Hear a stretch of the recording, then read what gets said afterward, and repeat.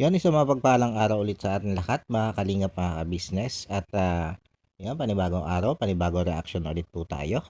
At for today's video po ay gawan po natin na reaction. Itong si Maribel.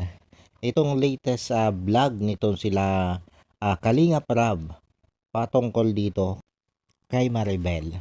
Pero bago po yan, bago po natin na simulan ang ating reaction video patungkol dito nga po kay Maribel, ay syempre, patuloy lang po nating huwag kakalimutang suportahan ang ama ng Kalingap na walang iba nga po kundi si Kuya Bal Santos Matubang. At ganoon na rin po ito si Kalingap Rab at ang may bahay ni Kuya Bal Santos Matubang na si Ate Edna Vlog. At syempre ganoon din po ang may bahay ni Kalingap Rab na si Jackie Tapia Matubang. At syempre ganoon din po ang lahat ng Kalingap partners at lahat ng Kalingap reactors. Patuloy lang po nating suportahan. At yon mga Kalingap, mga ka-business. Tuloy lang po tayo dito sa ating gagawing reaction video patungkol nga po dito kay Maribel. At ito nga po mga Kalingap, mga ka-business. Nitong nakaraang araw lang ay binalikan itong sila Kalingap Rab, itong si Maribel. Para nga po ihatid ang isang napakagandang balita para dito kay Maribel o dito sa buong pamilya nitong si Maribel. Pero bukod yan sa magandang balita na yan ay meron ding bad news na sasabihin itong si Kalingap Rab para nga po dito kay Maribel. At unahin muna po natin yung magandang balita na daladala nga po nito sila Kalingap Rab para nga po dito sa pamilya nito si Maribel. At ito nga po ay yung ibabalita nila dito sa pamilya ni Maribel na yun nga pong bahay na ipinangako nito sila Kalingap Rab na ipatatayo para dito kay Maribel ay sinisimula na. O diba? Isang napakagandang balita nga po nito. Para nga po dito sa buong pamilya nitong si Maribel na yung pinapangarap nilang bahay ay sinisimula na nga pong ipatayo nitong si Kalingap Rab. Kaya lang, sabi ko nga kanina, ay may isa din daladalang hindi kagandahang balita. Itong sila Kalingap Rab para dito kay Maribel. At ito nga po ay yung desisyon nitong sila Kalingap Rab na tanggalin itong si Maribel sa pagiging membro ng Kalingap Angels Batch 2. Yon po yung naging consequence kasi nitong si Maribel nang malaman nga po o nang makumpirma nitong sila Kalingap Rab na ito si Maribel ay nagdadalang tao na. At syempre, isa ito doon sa rules ng Kalingap sa kanilang mga, dito nga sa mga Kalingap Angels ng Kalingap. Isa po yan doon sa rules nila. Na, yun nga, pag ikaw ay nagbuntis o ikaw ay nag-asawa, ay automatic ay matatanggal ka sa pagiging Kalingap Angels. Kaya, isa din itong lesson para doon sa mga Kalingap Angels at scholar nga po nitong Kalingap na dapat ay pag-ingatan nila itong napakagandang oportunidad na ipinagkaloob sa kanila ng Kalingap. Kung talagang sila ay may pangarap na makatapos sa pag-aaral, na makaahon sa hirap, ay mas maganda kung susunod sila doon sa rules na ibinibigay sa kanila ng Kalingap. Kasi mga Kalingap, mga ka-business, wala namang masama eh. Wala namang masama doon sa ibinibigay na rules ng Kalingap sa kanila. At kung tutuusin, ito ay makakatulong pa nga sa kanila eh, para makamit nila yung kanilang pangarap. Katulad na lang halimbawa ng nangyaring ito kay Maribel. Diba mga Kalingap, mga ka-business? Ngayon nagdadalang tao na siya after ilang months, mga anak na yan. Paano pa siya makakapokus dun sa pag-aaral kung meron na siyang baby na inaalagaan? Diba mga Kalingap, mga ka-business?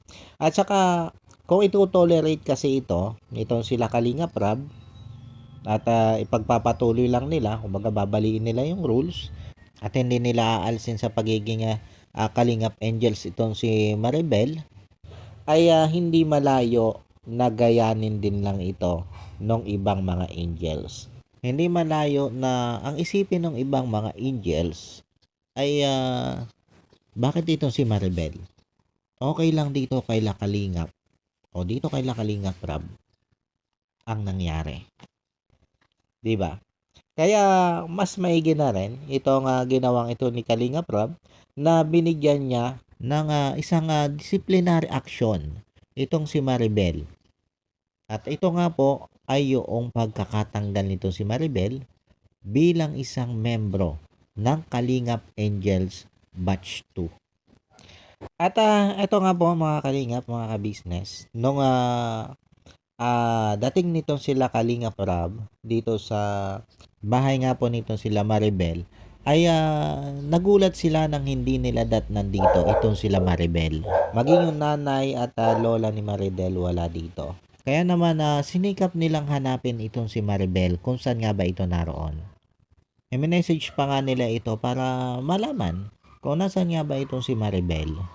At matapos nga nilang i-message itong si Maribel ay hinanap din nila ito kung saan nga ba ito naroon para nga po paabot o maihatid yung maganda at hindi kagandahang balita para nga po dito sa pamilya nitong si Maribel. At ito nga pala po mga Kalingap, mga ka-business, ito nga pala po si Maribel ay scout po ito nitong si Juan TV o aka Ato. At yun nga, dahil nga sa nakita ni Juan TV ang talaga namang ikangay kalunos-lunos din kalagayan nitong sila Maribel, ay inirepair niya ito kay Kalingap Rob. At kaagad din namang tinanggap ni Kalingap Rob ang ginawang pagre-repair nitong si Ato o nitong si Juan TV dito dito nga po kay Maribel. At kaagad naman po itong iblinag ni Kalingap Rob. At dito nga po ay napag-alaman nating lahat mga Kalingap, mga ka-business, yung talaga namang masasabi nating hindi magandang kalagayan nitong pamilya nitong si Maribel. At ito nga po ay ito nakikitira lang dito sa bahay ng kanyang stepfather. At yung relasyon nila dito sa kanilang stepfather o dito sa kanyang stepfather ay hindi din ganun kagandahan. Dahil ito binabanggit din naman nito si Maribel dito sa vlog ni Kalingap Rob, yung hindi din magandang pag-uugali nitong kanyang stepfather, lalo na nga po pag ito ay kargado ng alak o nakakainom o sabihin nating lasing. At ito nga daw po ay may katangian na yung nagwawala at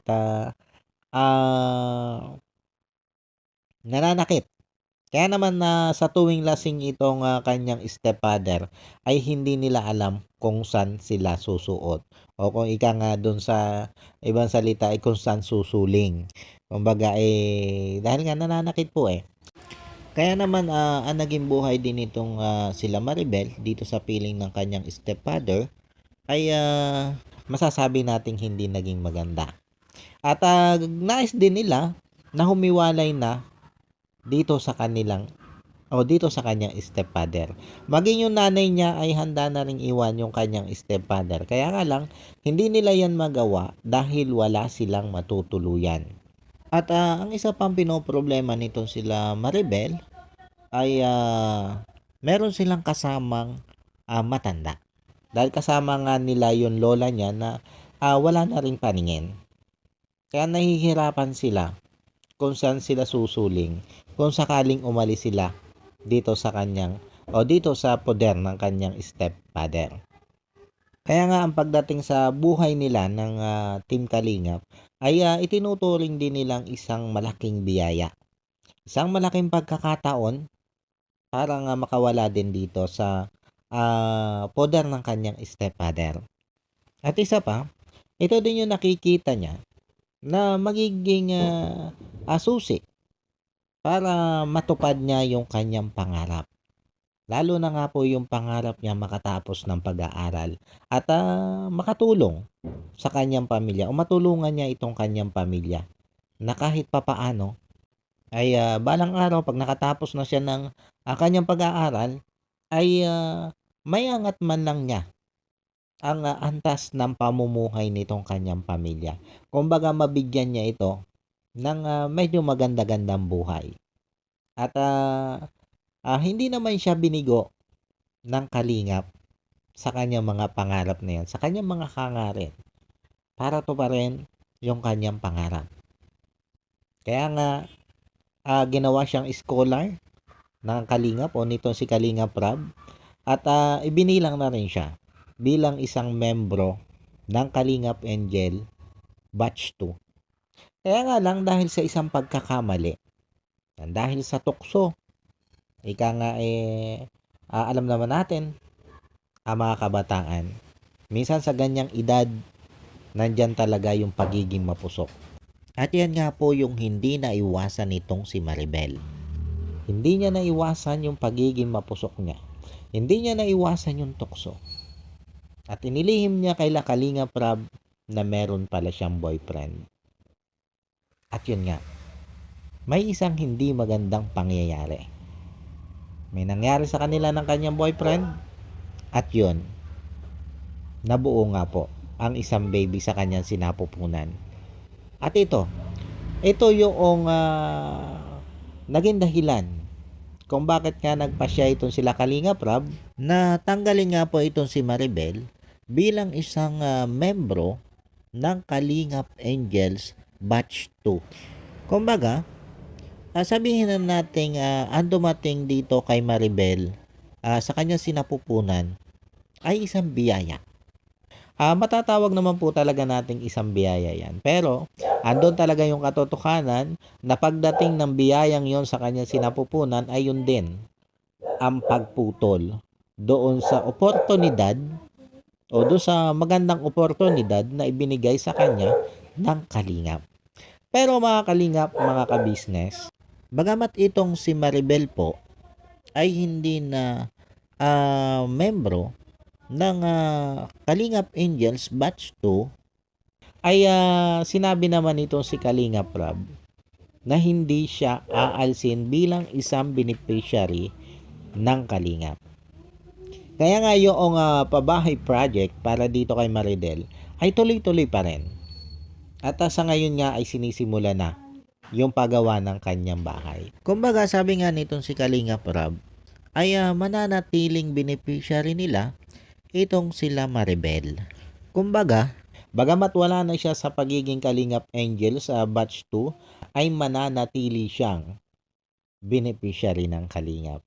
Yun naman ang ipinangako dito nitong si Kalingap Rab.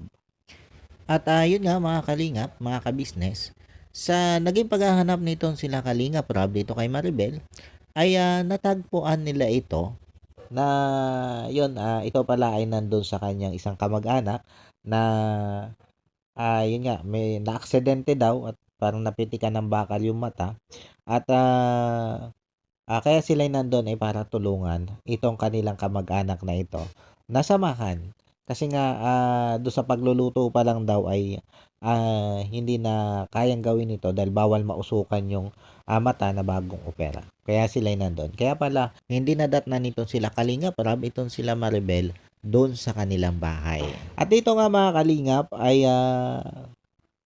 sinabi na nitong si Kalingap Rab dito kay Maribel yung daladala nilang good news at bad news.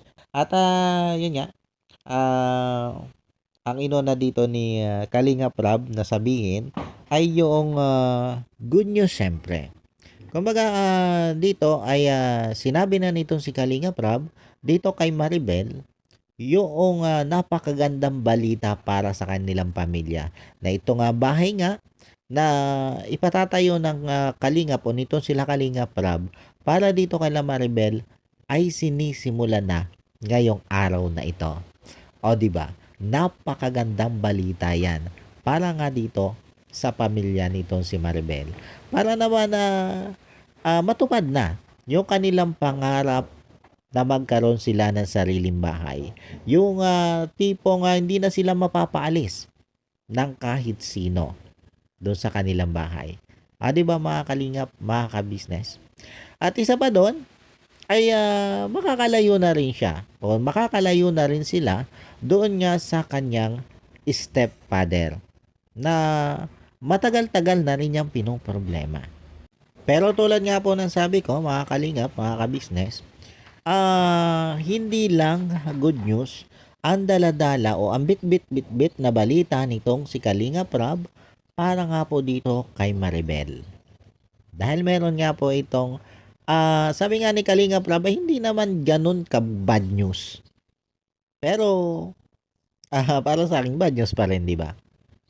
At ito nga, mga Kalingap, mga ka-business, sinabi na nitong si Kalingap Rob dito kay Maribel na tinatanggal na nga po siya bilang isang membro ng Kalingap Angels Batch 2. At yun daw kasi nga yung rules. Yun yung ipinatupad nilang rules sa mga Kalingap Angels. At kailangan sundin yun. Kailangan ipatupad ni Kalingap Rob yun para naman syempre kilalanin din siya. O kilalanin din yung kanyang batas ng iba pang mga Kalingap Angels. Kasi nga hindi maganda kung kahit isang beses ay magtutolerate sila dahil lang doon sa awa na mararamdaman nila sa isa nilang angels o sa isa nilang beneficiary. Kaya ika nga ay rules is rules, kailangan ipatupad. At ito naman mga Kalingap, mga ka-business, ay maluwag namang tinanggap nitong si Maribel. Ito naging desisyong ito ni Kalingap Rob. At sabi naman ni Kalingap Rob dito, ay malay mo naman, isang araw, pag halimbawa nakapanganak na itong si Maribel at naisipan nitong ituloy-tuloy yung kanyang pag-aaral o yung pangarap nitong makapag-aral at makapagtapos, ay hindi malayo na makabalik siya bilang isang Kalingap Angels. Yan naman yung sinabi dito ni Kalingap Rob. Kaya lang syempre, ando na po mga Kalingap, mga ka-business, yung katotohanan na once na makapanganak itong si Maribel, ay magkakaroon na siya ng dagdag responsibilidad. Hindi lang sa nanay niya, hindi lang sa lola niya, kundi mismong sa anak niya. At andun din yung posibilidad na magsama na rin sila nung kanyang boyfriend. Kasi sinabi naman nito si Maribel na handa naman yung kanyang boyfriend na panagutan yung nangyari sa kanila. Kaya hindi malayo mga Kalingap, mga ka-business, na isang araw ay magsama na sila bilang isang mag-asawa. At sa ganyang punto ay baka hindi na rin nga pagpatuloy nito si Maribel ang kanyang pangarap na mag-aral at makapagtapos. Kasi nga, sabi ko nga kanina, madadagdagan yung kanyang responsibilidad. Pwera na lang, maunawaan siya ng kanyang magiging asawa at tulungan siya sa responsibilidad na dala-dala niya o no karga-karga niya. At tulungan itong si Maribel sa pag-aalaga dun sa kanyang anak habang nag-aaral itong si Maribel. Sa ganyang aspeto o sa ganyang paraan ay pwedeng magpatuloy itong si Maribel sa kanyang pag-aaral. At pwede din siyang makabalik bilang isang Kalingap Angel o scholar nitong Kalingap. At sana nga sa isang banda ay maisipan niya ni Maribel at mapag-usapan nila ng maayos ng kanyang magiging partner. Kasi kung tutuusin, kung halimbawa makatapos ito si Maribel ng kanyang pag-aaral, ay para din naman yun sa kanilang future. At maging sa future ng kanilang mga anak. Kasi once na magkaroon ng magandang trabaho ito si Maribel pag nakatapos ng pag-aaral, ay magiging maganda-ganda yung kanilang magiging kabuhayan. O di ba mga Kalingap, mga ka-business? Kaya sana isa yan sa mapagdesisyonan nila ng kanilang partner kung sakasakali. At ito namang nangyaring ito kay Maribel, para naman doon sa ibang mga Kalingap Angels, sana ito'y maging lesson sa inyong lahat. Na yun nga, na dapat yung oportunidad na ibinigay sa inyo ni Kalingap Rob o yung napakagandang oportunidad na dumating sa inyo na bit-bit ng Kalingap ay huwag nyong hayaang mawala. Kumbaga, pag-ingatan nyo at pagyamanin nyo Dahil sa oportunidad na yan, yan yung magiging susi nyo sa inyong tagumpay. Doon sa inyong sa tagumpay ng inyong mga pangarap. Alam ko naman na bawat isang Kalingap Angels ay may pangarap na makapagtapos ng pag-aaral. At may angat kahit papaano yung antas ng pamumuhay ng pamilya nyo. At kung pagyayamanin nyo, kung iingatan nyo, yaang oportunidad na ibinigay sa inyo yan ng Kalingap, ay hindi po malayo. Hindi malayong matupad nyo ang inyong pangarap para sa sarili nyo at para sa pamilya nyo. Kaya lesson learned ang nangyaring ito kay Maribel. Yun paano po mga kalingap, mga ka-business, mga kapapi. Siguro hanggang dito na lang muna po itong aking reaction video ito. Para nga po dito sa naging vlog nito si Kalingap Rab para dito nga kay Maribel. At sana po ay nagustuhan nyo po itong aking reaction video ito. At yun, maraming salamat po sa patuloy na sumusuporta sa inyong lingkod. At yun, maraming salamat po sa mga ka-business, mga kalingap na patuloy na sumusuporta sa akin. At syempre, bago po natin tapusin itong ating reaction video ito, syempre, landyan po ang lagi nating paalala na wag natin pong kakalimutang patuloy na suportahan ang ama ng kalingap na si Kuya Bal Santos Matubang. At syempre, itong si Kalingap Rab at ang may bahay nga po nitong si Kuya Bal Santos Matubang na si Ate Edna Vlog. At ganoon din po itong si Jackie Tapia Matubang na may bahay naman nitong si Kalingap Rab. At syempre, ganon din po ang lahat ng Kalingap partners at lahat ng Kalingap reactors na yon nakatutulong po sa programa at adhikain ng Kalingap. Patuloy lang po natin yan suportan. At syempre, ganon din po ang inyong lingkod, Anime Reactors TV. Patuloy nyo din lang po akong suportahan mga Kalingap, mga ka-business kong minamahal. At isama nyo na rin po mga kalingap, mga ka-business sa patuloy nyo suportahan o sa patuloy nyo susuportahan itong mag-aamang ka-business official, Papa Dins TV at ang ka-business family. Yun. Supportahan din lang po natin yan mga kalingap, mga ka-business. Yung paano po mga kalingap, mga ka-business. God bless po sa inyong lahat. At I love you all. Bye-bye.